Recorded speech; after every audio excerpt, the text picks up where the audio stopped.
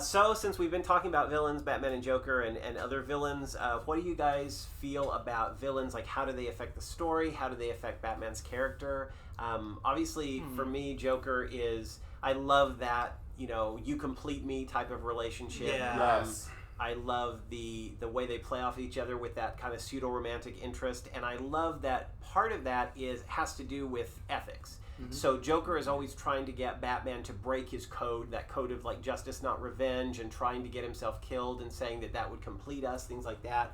You see that actually in quite a different, some of the animated movies, some of the films, a lot of different things. So what do you guys either think about that relationship or other relationships with Batman and villains, or maybe characters that are somewhat villains, somewhat vigilantes? So I think that it's interesting because if you look at Batman's most iconic villains, I'm thinking the Joker, Two-Face, Mr. Freeze, and the Penguin are the four that come to mind right off the top of my head. I'm sure there's more, but each one of them provides a mirror to Batman in some interesting way. There's some element that can, like you were talking about with Joker, there's like that duality there of like Joker, they each have their own kind of like ideas of like a moral code, and they're each trying to and like Joker's constantly talking about like how they're both they're two sides of the same coin. And speaking of coins, you have Harvey Dent, who is a duality to Batman in his duality. There's because Batman is struggling between these two identities of Bruce Wayne and Batman. Harvey Dent has Harvey Dent and Two-Face, his two. And so there's that. Mr. Freeze represents Bruce Wayne's longing for family. Like everything Mr. Freeze does. By the way, I think Mr. Freeze should be renamed to Dr. Freeze. We're like looking over his doctoral research here, and I don't appreciate that.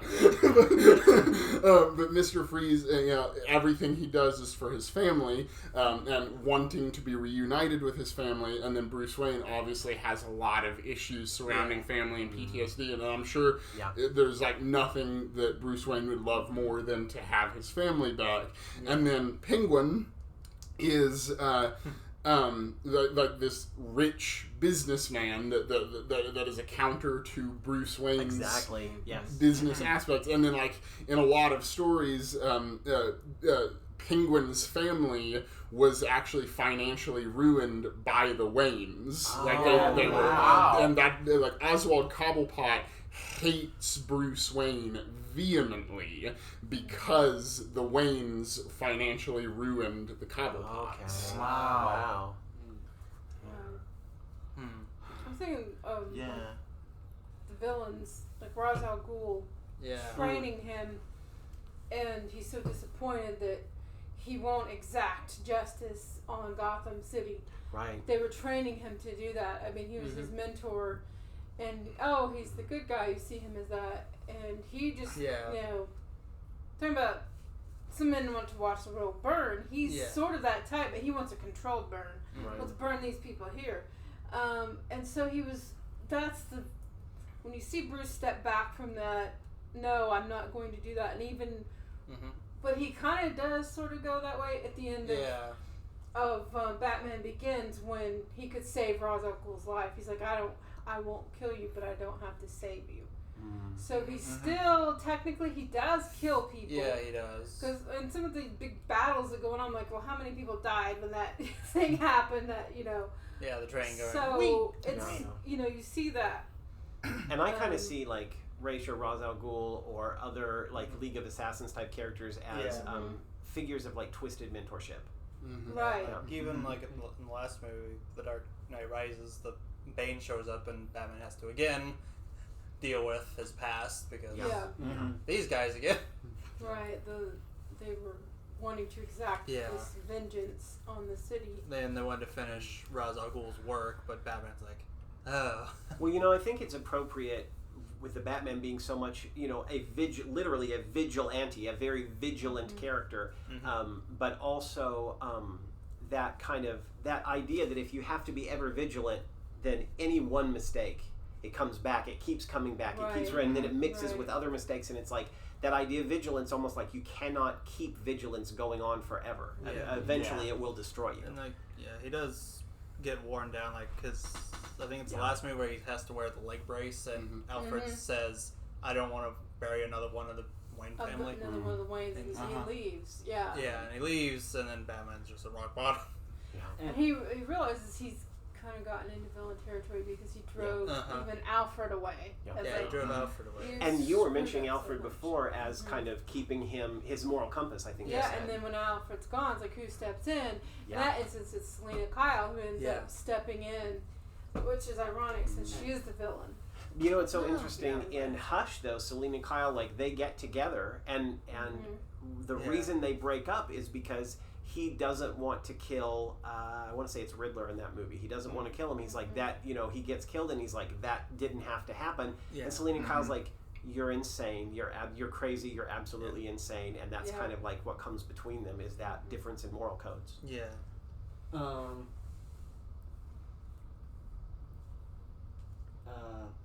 What I thought of with Batman and the villains was how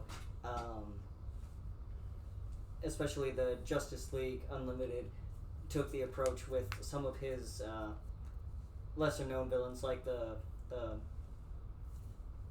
what were they called, Royal Flush, where one of the members is named Ace, and she's this girl with psychic powers, and they're killing her. So Bruce goes and sits with her and talks to her until she dies. Oh wow! And then, carries her out to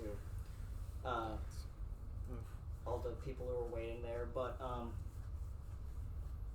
like what you were saying with Bruce towing that line, losing himself into the villainy aspects of stuff, was actually revealed a little bit more, and joins up with what you said, Addie, about him going downhill because of being Batman and ever vigilant, is how Terry McGinnis himself comes to be, where it's revealed that he's actually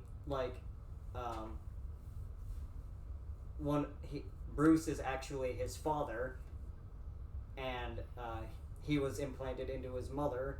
Interesting.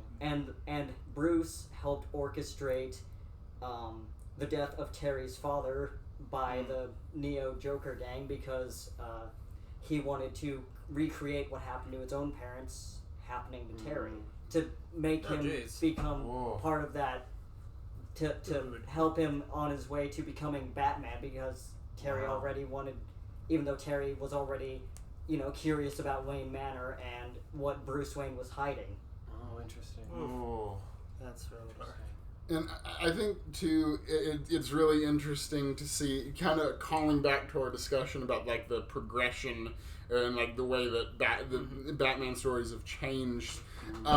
It's interesting that you have this universe where you've got truly terrifying characters like the Scarecrow, and obviously Scarecrow's terrifying because fear is his entire thing, but then also psychological and I'm thinking too of Victor Zsasz. Victor Zsasz is a truly terrifying villain. He's just an utter psychopath that sees everyone else in the world as zombies, and he is trying to liberate these zombies from their worthless, pathetic lives, and he takes pleasure in doing so, and every time he does, with his knife, he carves a mark onto his skin to commemorate one of his victims. He is a truly disturbing villain that I love so much, just creepier than, I would say his creep factor is on par with someone like the Joker, just utterly disturbing. And then you have these villains that exist in the same universe as the Condiment King, who shoots ketchup and mustard out of guns attached to his hands. It's those are two people. Victor Zsasz and the Condiment King are two people in Arkham together. Well, again, that shows that range of dark to lighter humor. Exactly. But looking at Batman as a villain, because to the people of Gotham, some of them he is, because he's completely taking the law into his own hands. Right. Yeah. So the police, they're right in saying we need to catch him and throw him in jail. Yeah. It's like the standing orders, catch him, put him on trial for being a vigilante.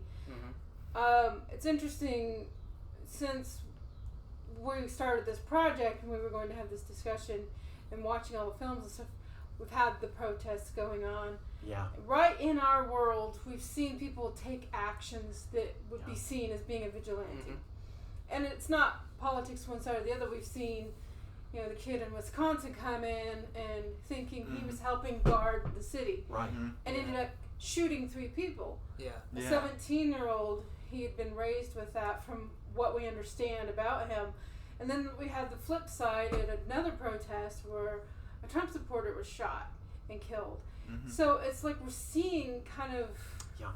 It's like, is it acceptable in this day and age to glorify vigilantes? Yes. And we see in real life, and we see in Batman how they're, how a vigilante can become an authoritarian figure. And we're not sure because we're not in a lot of the Batman stories where they are good. We see positive and negative outcomes, and I think the storytellers, they're being careful about not making it definitive, about letting us choose. But there's definitely that flirtation between vigilanteism and authoritarianism. And it's also sorry to interrupt, but it's also the same thing with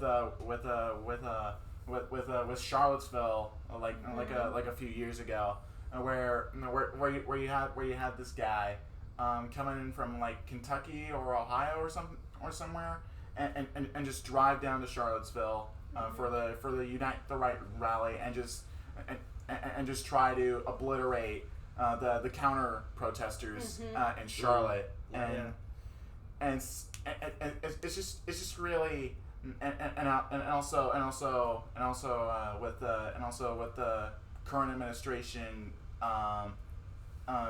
almost like praising, almost like praising that, and it's and they're like, there's good people on both sides.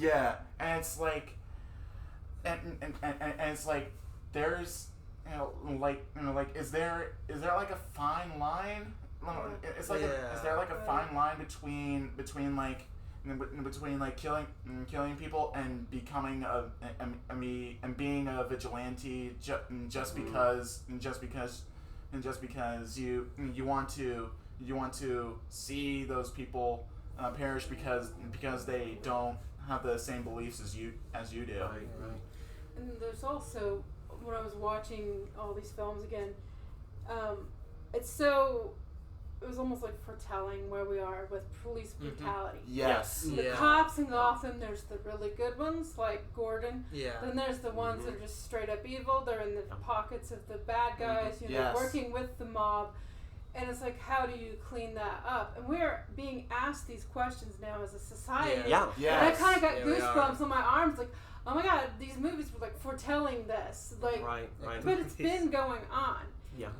We just didn't see it before. Yes. And so it's like, and also in The Dark Knight, the scene with the 2 fairies, the boats, they each have a bomb. Yeah. And it's like the people of Gotham themselves are on trial. The Joker sets this up, and he's like, are you going to kill this boat full of bad guys, these villains, or the villain's going to kill this boat full of good, upstanding citizens? Problem. Yeah. And it makes you see the evil that's in the ordinary people, and you see, okay, why this city's such a cesspool, and it asks us ourselves, what's the good, what's the evil in us, what would we do in that situation? And I gotta say, if I were on that ferry and my children were on that ferry with me, and there's these bad guys over here, would I want to push that button? Would I trust them not to push the button and kill us? I mean, it's that sort of moral question that really makes it stand out. And it's interesting, like, it's a story, so we can have these, like, the trolley problem or the prisoner's dilemma, or these things that when we read about them, there's always known elements. But, like, what you were saying about Charlottesville and what you were saying about, like, that movie stuff, or Kenosha, is making me think also, if you want to be a vigilante, you can't assume that you have control over every decision. Yeah. There's going to be collateral damage. Right. And there's a lot of collateral damage in superhero stories like, Batman, Superman, all kinds of DC, Marvel, whatever. Definitely with like the Christopher Nolan films, there's lots of collateral because during the Scarecrow, there's Scarecrow going on, and then there's Ra's al Ghul on his fun train. Oh, and then Batman versus Superman too, where all the collateral employees were killed because of that battle with Superman. And then during the fight between Batman and Joker, they're rolling around the city, and he's shooting rocket launchers, and Batman's shooting back, or the 1989 where he's shooting. And he gasses all those people. And gasses all those people, right? Now, is there nobody in that crowd that has like a seizure reaction or something like that? Like we just have to assume there's not, but we don't know about those people. And then there's I assumed the gas killed them. Yeah, something about your final or something. Enjoy the money while you can. He's actually you're right. going to kill them. You're right. Yeah, he does. The one with Bane is everyone got caught in the crossfire because there's the people who are like still doing the looting and stuff, and then there's just the police and Batman on one side and Bane and his militia on the other. Yeah, that you're right. That and the Bat Jet. And that brings up like, do we let's not talk about the environmental damage when he blows up the bomb in the ocean. Yeah, which leads into Poison Ivy as well. I actually think like connecting it with current events and the whole police brutality thing.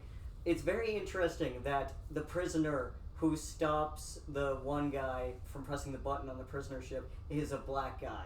Interesting. The cop was going to push it. Yes, the cop was going to push it, and he was over it. No.